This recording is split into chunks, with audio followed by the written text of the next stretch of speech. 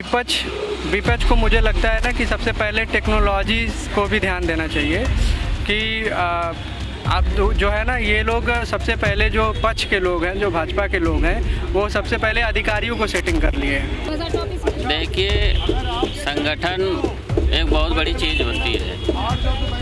चाहे बीजेपी भी आया हो तो पहले गठबंधन किया तो मनमाना तानाशाही हो जाएगा। अगर गठबंधन बनेगा तो कुछ डर रहता है कि नहीं ये करना है तो हमारा सरकार चला जाएगा। तो इसलिए उन लोगों को गठबंधन देना ही चाहिए, कभी भी एक तरफा सरकार नहीं देना चाहिए। एक तरफा सरकार में जनता का नुकसान होता है। देखिए, राजनीति का उथल पुथल जो इस समय चल रहा है, जब जब देश पे संकट आया है, वो चाहे कोई भी दल रहे हों, जो सत्तारूढ़ पार्टी रही है, जब जब देश पे कुठाराघात किया है तब तब विपक्षी दल एक हुए हैं। चाहे वो कांग्रेस की सरकार 77 में रही हो, चाहे उसके बाद भी कई ऐसे घटनाएं हैं। तो आज जो देश की स्थिति वो ठीक नहीं है। नहीं, निषाद पार्टी छोड़े ना छोड़े, निषाद छोड़ रहे हैं ना। डॉक्टर संजय निषाद साहब निषाद नहीं है ना। उत्तर प्रदेश के 18% निषादों में सिर्फ डॉक्टर संजय निषाद भी एक है, जैसे मैं हूँ। अभी आप देखें, जैसे सिंगबेरपुर का नाम अभी बार बार देखा जाता है। वहाँ पे माननीय इंदिरा गांधी जी ने जो खुदाई कराया था, वहाँ पुरातत्व विभाग ने खोदा था, निषादों का इतिहास लिखा था। आज वहाँ एक नया। नमस्कार, मैं हूं हयात अब्बास, आप देख रहे हैं 4 PM न्यूज़ नेटवर्क।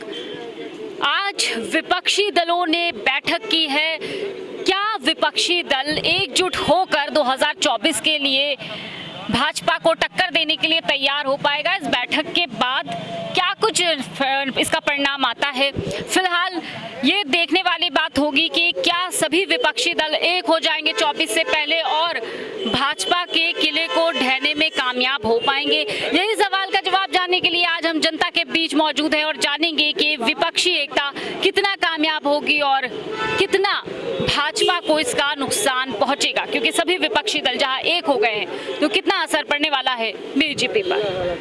क्या नाम है सर? मेरा नाम बलराम पांडे।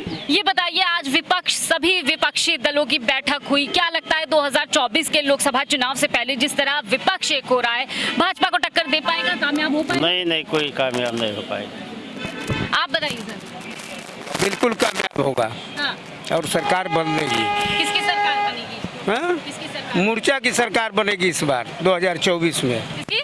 मोर्चा की सरकार बनेगी। सभी विपक्षी दल? बिल्कुल अखिलेश यादव के नेतृत्व में बनेगी। अच्छा, आप बताइए। मैडम, सबसे पहले तो मैं कहना चाहूँगा सभी विपक्षी दलों से कि अभी जब 2022 में विधानसभा चुनाव था तो भाजपा यहाँ माननीय प्रधानमंत्री जी लखनऊ में लगभग 10 दिन रहे और कोई मीडिया का ध्यान नहीं गया कि माननीय प्रधानमंत्री जी क्यों यहाँ लखनऊ में आए थे। तो वो एक बहुत बड़ा षड्यंत्र था। विपक्ष को मुझे लगता है ना कि सबसे पहले टेक्नोलॉजी को भी ध्यान देना चाहिए कि अब जो है ना ये लोग सबसे पहले जो पक्ष के लोग हैं, जो भाजपा के लोग हैं, वो सबसे पहले अधिकारियों को सेटिंग कर लिए हैं। तो लोकतंत्र तो इस देश से खत्म हो गया है। जब तक मशीनों से विपक्ष को ये ध्यान देना चाहिए कि जब तक ईवीएम मशीन से चुनाव होगा, तब तक भाजपा यहाँ जीतती आएगी। ये लोगों का माइंड सेट भी हो गया है कि गाँव। आप बताइए, विपक्षी दल जिस तरह सब एक हो रहे हैं, बैठकें हो रही हैं, क्या लगता है भाजपा का किला ढह पाएंगे 2024 में? देखिए, संगठन एक बहुत बड़ी चीज़ होती है।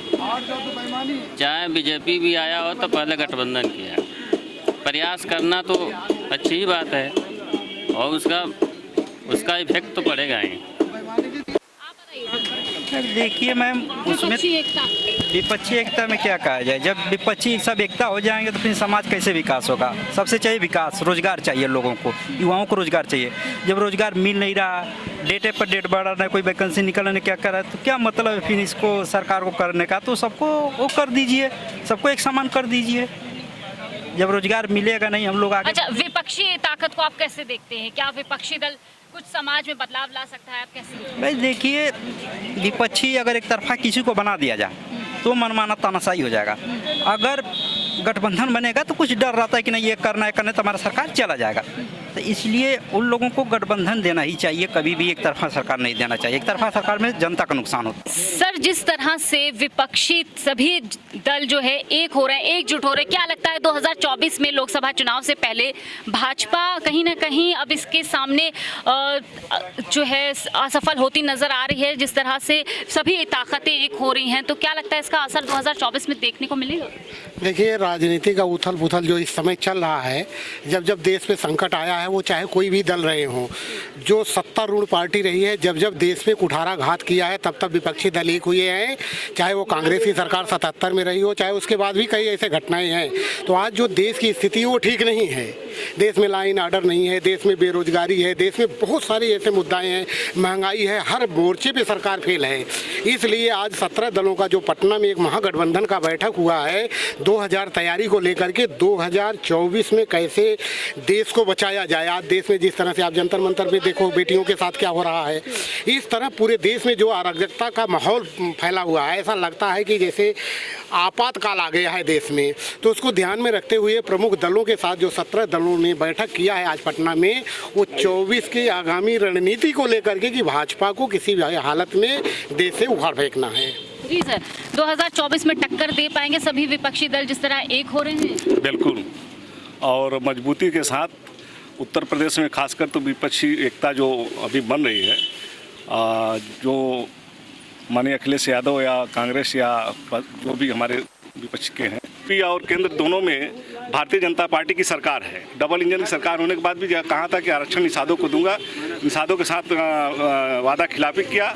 आरक्षण न देने के कारण बड़े पैमाने पर निषाद समाज नाराज है। और यूपी में जो 17-18% वोट है निषादों का, वो माननीय अखिलेश यादव कांग्रेस के साथ जाने वाला है। मतलब आप ये कहना चाह रहे हैं जो निषाद पार्टी अभी जुड़ी हुई है भाजपा से, कहीं ना कहीं जल्द से जल्द इनका साथ छोड़ सकती है? नहीं, निषाद पार्टी छोड़े ना छोड़े, निषाद छोड़ रहे हैं ना। डॉक्टर संजय निषाद साहब निषाद नहीं है ना। उत्तर प्रदेश के 18% निषादों में सिर्फ डॉक्टर संजय निषाद भी एक हैं, जैसे मैं हूँ। अभी आप देखें, जैसे सिंगबेरपुर का नाम अभी बार बार देखा जाता है, वहाँ पे माननीय इंदिरा गांधी जी ने जो खुदाई कराया था, वहाँ पुरातत्व विभाग ने खोदा था, निषादों का इतिहास लिखा था। आज वहाँ एक नया शिलापट लगाया गया है, जहाँ भगवान निषाद राज का नाम लिखा गया था, वहाँ निषाद सरदार लिखा गया है। और हमारे समाज के साथ हर जगह छल हो रहा है, कपट हो रहा है। और सबसे बड़ा आक्रोश सत्ता के गलियारों में जो बैठे हैं, हमसे वादा किए थे कि हम सरकार बनाओ, अधिकार पाओ। आज वो सरकार बनाने के बाद अधिकार हमको न मिलने के कारण हमारा निषाद समाज जो है बड़े पैमाने पर भाजपा के खिलाफ खड़ा है। बस समय का इंतजार है, क्योंकि निषाद समाज ये कह रहा है कि उत्तर प्रदेश और केंद्र में दोनों जगह सरकार होने के बाद भी जब हमें आरक्षण नहीं मिला, क्या आप ये जो महा जो बैठक हो रही है, महागठजोड़ की बैठक है, क्या लगता है 24 में क्या कुछ होने वाला है? 24 में निश्चित ही विपक्ष की सरकार बनेगी और उसके मुखिया, जैसे आप उत्तर प्रदेश, आपने कहा विपक्ष की सरकार बनेगी, प्रधानमंत्री के लिए विपक्ष की तरफ से चेहरा कौन? नहीं, प्रधानमंत्री के विपक्ष का चेहरा भी जैसे हमारे बड़े लीडरों का जो अभी मीटिंग चल रहा है, उसमें तय किया जाएगा कि कौन सा प्रधानमंत्री का चेहरा होगा। 14 से अब तक प्रधानमंत्री जी एक भी प्रेस कॉन्फ्रेंस नहीं किया और सिर्फ भाषण और जुमलेबाजी करते हैं, जिससे अब हर समाज, हर तबके के लोगों में, गरीब हो या अमीर हो, इनके प्रति आक्रोश है। अभी आपने देखा कि इन्होंने नोटबंदी किया था, 1500 को नोट बंद कर दिया। अब ये तत्काल में इन्होंने 2000 का नोट बंद करके व्यवसायियों का कमर तोड़ रहा है। खास तौर पर मैं एक बात कहना चाहूँगा कि जो उत्तर प्रदेश और बिहार की राजनीति है, वो निषादों के दम पे आती है। तो निषाद उत्तर प्रदेश और बिहार का बीजेपी के खिलाफ है। जब तक सरकार नहीं होगी, सरकार को गिराएंगे नहीं, तब तक बीजेपी सुनेगी नहीं। और हम लोग का ध्येय हो गया कि बीजेपी को हराओ और अधिकार पाओ।